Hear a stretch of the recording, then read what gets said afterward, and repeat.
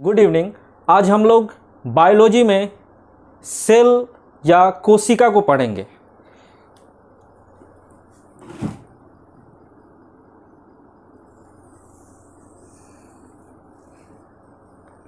कोशिका किसी भी मनुष्य की या किसी भी जीव की एक स्ट्रक्चरल एंड फंक्शनल यूनिट है, जिसे हम यूनिट के रूप में जानते हैं। यूनिट हम समझ सकते हैं, जैसे मान लीजिए ये दीवार है। ये दीवार क्या चीज़ से बना हुआ है?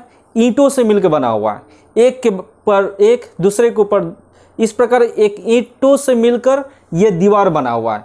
उसी प्रकार हमारा शरीर जो है वो कोशिकाओं से मिलकर बनी हुई है। इसीलिए कोशिका का जो कार्य है वो संरचनात्मक,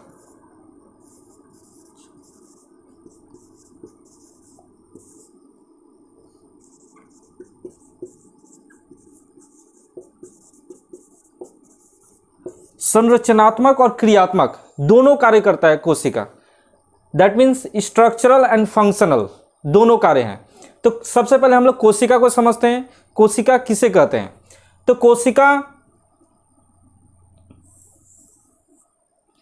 कोशिका जो है ये वाला जो भाग है, इस भाग को हम लोग साइटोप्लाज्म के नाम से जानते हैं, या जिसे हम लोग जीव द्रव कहते हैं।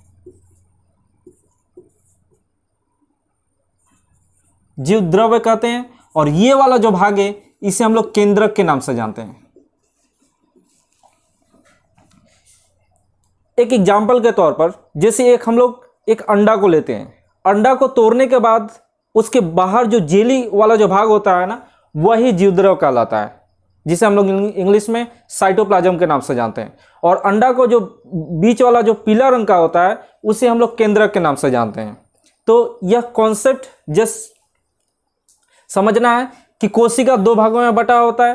बीच वाला जो भाग होता है उसे केंद्रक कहते हैं, और बाहरी वाला जो भाग होता है उसे हम लोग केंद्रक जीवद्रव्य कहते हैं। और यह जो भाग है, इस भाग को हम लोग कोशिका झिल्ली के नाम से जानते हैं।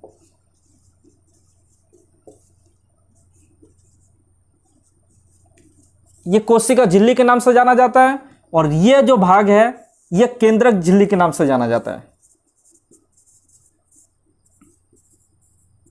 केंद्रक झिल्ली के नाम से जाना जाता है।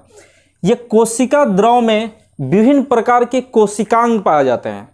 उसको सबसे पहले समझेंगे। जैसे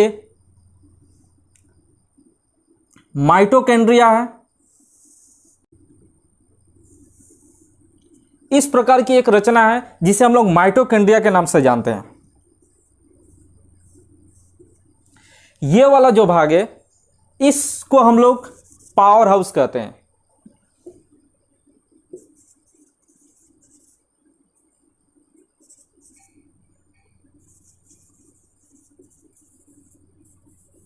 ये पावर हाउस ऑफ सेल कहा जाता है। क्यों? इसका कारण क्या है? क्योंकि इसी भाग में श्वसन का कार्य होता है। कोशिका के अंदर जो श्वसन की क्रिया होती है वह क्रिया माइटोकॉन्ड्रिया के अंदर होता है। दैट मीन्स यहाँ तक ऑक्सीजन, मनुष्य में जो ऑक्सीजन होता है वो यहाँ तक पहुँचता है, और यहाँ पर पहुँचने के पश्चात यही ऑक्सीजन आगे चलकर एनर्जी बनाती है। दैट मीन्स कोशिका के अंदर माइटोकॉन्ड्रिया जो है वो powerhouse of the cell कहा जाता है, जिसे हम लोग ऊर्जा का शक्ति गृह के नाम से भी हम लोग जानते हैं। तो ये हो गया माइटोकॉन्ड्रिया। अब अगला जो भाग है उसे हम लोग, ये केंद्रक के ऊपर एक इस प्रकार की रचना होती है जिसे हम लोग तारकाय के नाम से जानते हैं, सेंट्रोसोम के नाम से जानते हैं। तारकाय को सेंट्रोसोम कहा जाता है। यह सेंट्रोसोम जो है, जब कोशिका विभाजित होती है, दैट मीन्स कोशिका जब बढ़ती है, तो यह उस समय ध्रुव का निर्माण करता है। दैट मीन्स सेंट्रोसोम का कार्य कोशिका विभाजन में सहायता प्रदान करना होता है। कोशिका के अंदर इस प्रकार की रचना होती है।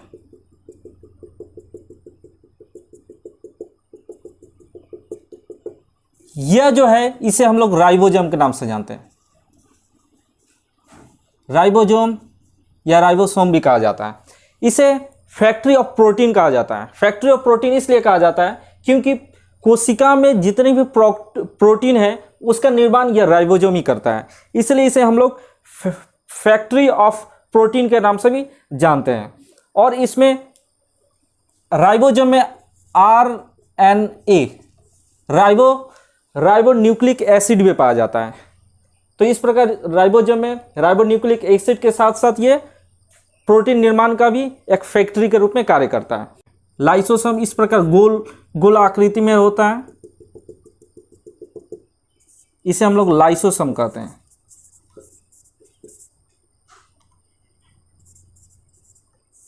यह लाइसोसोम जो है कोशिका के अंदर साइटोप्लाज्म में मान लीजिए कोई हानिकारक पदार्थ आ गया या कुछ जीवाणु कुछ भी यदि आता है तो यह लाइसोसोम उसको इतना अधिक इसमें से एंजाइम निकलता है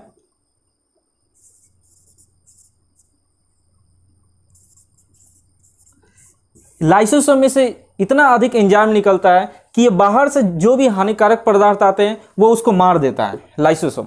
और यहाँ तक कि एंजाइम की मात्रा इतना अधिक हो जाता है कि लाइसोसोम खुद मर जाता है। इसीलिए से हम लोग आत्मघाती थैली कहते हैं, सुसाइडल वेसिल्स के नाम से भी ये जाना जाता है लाइसोसोम। इसमें एंजाइम्स जो प्रोटीन से मिलकर बना होता है वह एंजाइम्स होता है। तो इस प्रकार हम लोग देख लिए माइटोकॉन्ड्रिया जिसे powerhouse of the cell कहा जाता है, लाइसोसोम जो सुसाइडल या आत्मघाती थैली के नाम से जाना जाता है, और अगला जो है वो राइबोसोम है जिसमें प्रोटीन का निर्माण होता है जिसे हम लोग फैक्ट्री ऑफ द प्रोटीन कहते हैं, और इसमें RNA का भी उपस्थिति होता है। उसके बाद तारकाय जो है वो ध्रुव कोशिका विभाजन के समय ये मदद करती है, और ये जो पूरा भाग है इसी भाग में ये संपूर्ण भाग को हम लोग जीवद्रव कहते हैं। और इसके अतिरिक्त ये संपूर्ण कोशिका में इस प्रकार की रचना पाई जाती है, जालीनुमा रचना संपूर्ण जीवद्रव में, तो जिसे हम लोग इंडोप्लाज्मिक रेटिकुलम के नाम से जानते हैं। इंडोप्लाज्मिक रेटिकुलम के नाम से जाना जाता है, ER के नाम से जाना जाता है। तो है गल्जिकाय का प्रमुख कार्य है ये ट्रैफिक पुलिस की तरह कार्य करता है। जैसे ट्रैफिक पुलिस इधर सिग्नल देता है तो इधर बोलता है इधर आओ, और सामने वालों को स्टॉप करता है तो इधर से, उसी प्रकार गल्जिकाय का भी कार्य है। गल्जिकाय मान लीजिए बाहर से यदि कोई पोषक तत्व आ रहा है तो उस पोषक तत्व को कहाँ पे भेजना है, उसको तारका में सेंट्रोसोम में भेजना है, या उसको माइटोकॉन्ड्रिया में भेजना है, या फिर उसको लाइसोसोम में भेजना है। इसका ये जो टोटल कंट्रोल है वो किसके पास होता है, वो गल्जिकाय के पास होता है। तो गल्जिकाय को हम लोग ट्रैफिक पुलिस के रूप में देखते हैं, जिसका कार्य है कि बाहर से आने वाले हर पोषक तत्व को किस कोशिका के किस अंग में जाएगा वहां तक पहुंचाना। अब इसके अतिरिक्त जो है केंद्रक का भाग आता है। तो केंद्रक में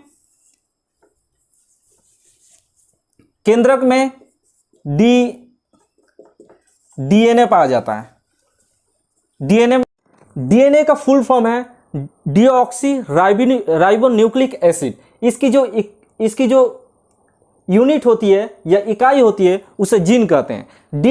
DNA का जो कार्य है वह अनुवांशिक लक्षणों को एक पीढ़ी से दूसरे पीढ़ी तक पहुंचाता है। जैसे मान लीजिए कि कोई व्यक्ति है, वह व्यक्ति में किसी प्रकार की कोई लक्षण है, वह लक्षण उस व्यक्ति से उसके नेक्स्ट जनरेशन जो होगा, नेक्स्ट जनरेशन में वह गुण ऑटोमेटिक चला जाएगा। उसे ही हम लोग अनुवांशिक लक्षण कहते हैं, अनुवांशिक गुण कहते हैं। तो ये कार्य कौन करता है, DNA करता है जीन में। तो इस प्रकार हमारे कोशिका के अंदर जो केंद्रक है, केंद्रक में DNA पाया जाता है जिसकी इकाई जीन होती है। और इसके अलावा केंद्रक में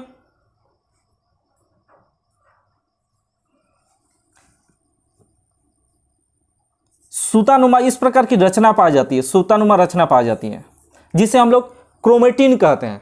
इसी क्रोमेटिन पर जीन पाया जाता है, और यही क्रोमेटिन जो है, इसी क्रोमेटिन को हम लोग क्रोमोजोम कहते हैं, क्रोमोजोम कहा जाता है। मनुष्य में क्रोमोजोम की संख्या जो होती है 23 पेयर में होता है। दैट मीन्स टोटल 46 होते हैं। तो इस प्रकार केंद्रक का जो कार्य है वो क्रोमोजोम सूतानुमा जो रचना होती है या धागेनुमा जो रचना होती है जिसे हम लोग क्रोमोजोम कहते हैं। मनुष्य के शरीर में इसकी संख्या जो है 23 जोड़ा है और यही डीएनए में पाया जाता है। और इसके नेक्स्ट वीडियो में कभी हम डीएनए को जब पढ़ाएंगे तो डीएनए का क्या स्ट्रक्चर है उसको समझा देंगे, उसके बाद जीन की क्या स्ट्रक्चर है उसको समझा देंगे। इस कोशिका में ये जो बाहरी भाग है ये भाग साइटोप्लाज्म के नाम से जाना जाता है। इस टोटल को साइटोप्लाज्म कहते हैं। साइटोप्लाज्म में आप देख सकते हैं ये जो है इसे हम माइटोकॉन्ड्रिया के नाम से जानते हैं।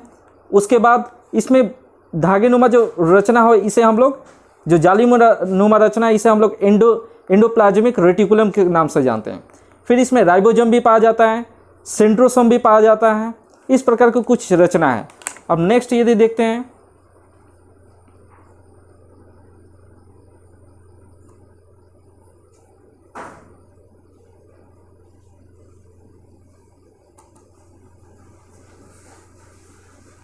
ये एक फोटो है जिसमें एनिमल सेल स्ट्रक्चर बताया गया है। ये देखिए इसके अंदर जो बीच वाला भाग है वो न्यूक्लियस जिसे हम लोग केंद्रिका कहते हैं। केंद्रक के अंदर केंद्रिका पाया जाता है। ये वाला जो भाग है वो न्यूक्लियस है। उसके बाद ये यहाँ पे सूतानुमा रचना है जिसे हम लोग क्रोमेटिन के नाम से जानते हैं। और ये टोटल जो है वो सेल है। और सेल किससे बना होता है? वह सेल मेम्ब्रेन जो है जिसे हम लोग कोशिका झिल्ली कहते हैं। सिमिलरली यहाँ पर देखिए माइटोकॉन्ड्रिया है। माइटोकॉन्ड्रिया के बाद यहाँ पर इस जगह पर सेंट्रोसोम पाया जाता है। सेंट्रोसोम का काम क्या है? सेंट्रोसोम वहाँ पर बताए थे कोशिका विभाजन में सहायता करता है। उसी प्रकार यहाँ पर लाइसोसोम पाया जाता है। लाइसोसोम का कार्य क्या है? ये इतना अधिक एंजाइम उत्पन्न करता है जिसके कारण ये कोशिका के अंदर खुद मर जाता है और कोशिका को भी मार देता है। इसलिए इसे हम लोग सुसाइडल या आत्मघाती थैली के नाम से भी जानते हैं। और ये संपूर्ण जो भाग है उसे हम लोग साइटोप्लाज्म के नाम से जानते हैं। गोल्गी बॉडी जो है ये इस प्रकार की रचना है गोल्गी बॉडी का। तो ये कुछ एनिमल सेल्स है। ये मनुष्य के जितने भी जीव जंतु हैं इस धरती पे सभी में ये कोशिका पाई जाती है जिसके हम लोग एक यूकैरियोटिक कहा जाता है। अब प्रोकैरियोटिक किसे कहा जाता है? जो छोटे छोटे जीव होते हैं उनमें जो कोशिकाएं पाई जाती है यूनिसेलुलर होते हैं जो जिसमें एक ही कोशिका पाया जाता है उसे हम लोग प्रोकैरियोटिक कोशिका की श्रेणी में रखते हैं। प्रोकैरियोटिक कोशिका का मतलब क्या होता है?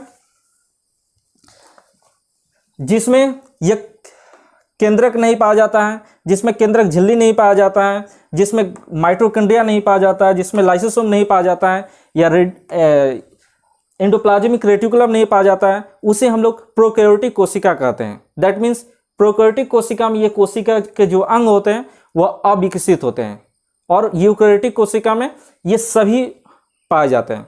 तो आई होप आप लोगों को ये समझ में आया होगा। आप लोग से कोई यदि इससे संबंधित कोई क्वेश्चंस हो तो आप पूछ सकते हैं कमेंट बॉक्स में।